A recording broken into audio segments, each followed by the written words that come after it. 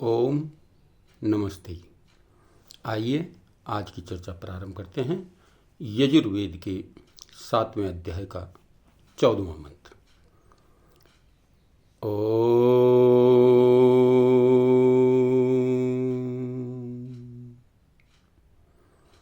अच्छिन्नस्य ते देवा सोमासि वीर्यस्य रायस्पोषस्य ददितारश्याम सा प्रथमा संस्कृति विश्ववारा स प्रथमो वरुणो मित्रो अग्नि।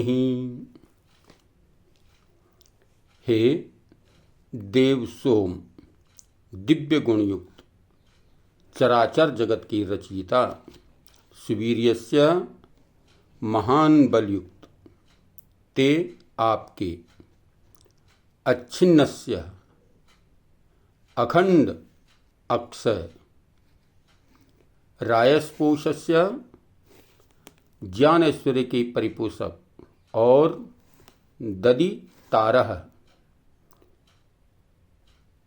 श्याम, देने वाले, प्रचार करने वाले हम सदा रहें।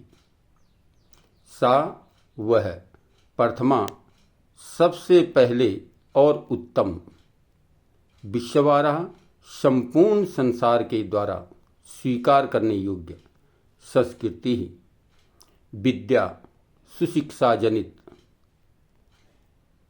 नीति व्यवहार पद्धति है। वरुण वर्णे योग्य, स्वीकार करने योग्य, अग्नि प्रकाश स्वरूप, सह वह आप प्रथम आदि मूल और उत्कृष्ट, मित्र हित भावना से त्राण करने वाले, प्राणी मात्र का कल्याण करने वाले आप ही हैं। तो इस मंत्र में बताया गया है कि सर्वप्रथम संस्कृति हमारी जो है परमपिता परमात्मा के द्वारा दी गई है, जो वेद है, और इसके आधार पर ही हम सभी मनुष्यों का कर्तव्य होता है कि हम इसके आधार पर अपने जीवन को चलाने का प्रयत्न करें। तो कहा, मंत्र में कहा गया है कि इस चराचर जगत का आदि मूल, अक्षय, ज्ञान ऐश्वर्य का भंडार, सच्चे मित्र के समान हित साधक वह प्रभु ही है। इस चराचर जगत का आदि मूल, अक्षय, ज्ञान का देने वाला, यानी वेदों का रचने वाला, वेदों का देने वाला, सच्चे मित्र के समान वह परमपिता परमात्मा ही है। उसी ने हमारे संसार में आते ही अपनी सर्वोत्कृष्ट संस्कृति लोक और परलोक साधने के लिए हमें वेद रूप में दी है। हमारा कर्तव्य है कि हम अपने और समाज के कल्याण के लिए उस उत्तर धर्म मार्ग को, उत्तम धर्म मार्ग को अपनाकर संसार को संताप से बचाएं, संसार को बुराइयों से बचाएं, दुर्गुणों से बचाएं। ये प्रत्येक व्यक्ति का कर्तव्य होना चाहिए।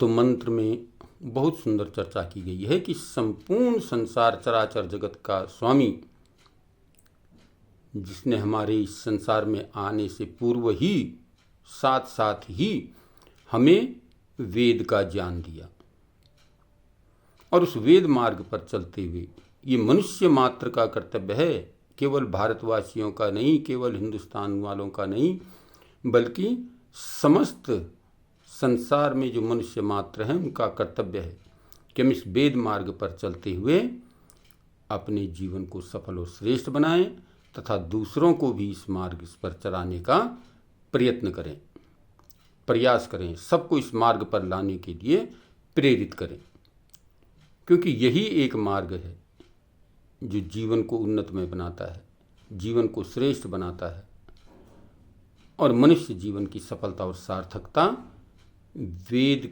के आचरण करने में ही है। अर्थात हमें वेदानुकूल ही अपने जीवन को बनाना चाहिए। तो ये मंत्र की चर्चा है। ये मंत्र हमें प्रेरित कर रहा है कि संसार में हमारे आने के साथ साथ ही उस परमपिता परमात्मा ने वेद का ज्ञान हमें दिया, और इस वेद के अनुसार, क्योंकि जब हम संसार में आए तो फिर इस संसार का उपभोग कैसे किया जाए, किस प्रकार किया जाए, मनुष्य अपने जीवन को सफल और सार्थक किस प्रकार करे, ये सारी का सारा ज्ञान जो है वेद के अंदर है। और मनुष्य ज्ञान प्राप्त करके ही ज्ञानवान बनता है, अन्यथा वह मूर्ख का मूर्ख ही रह जाता है।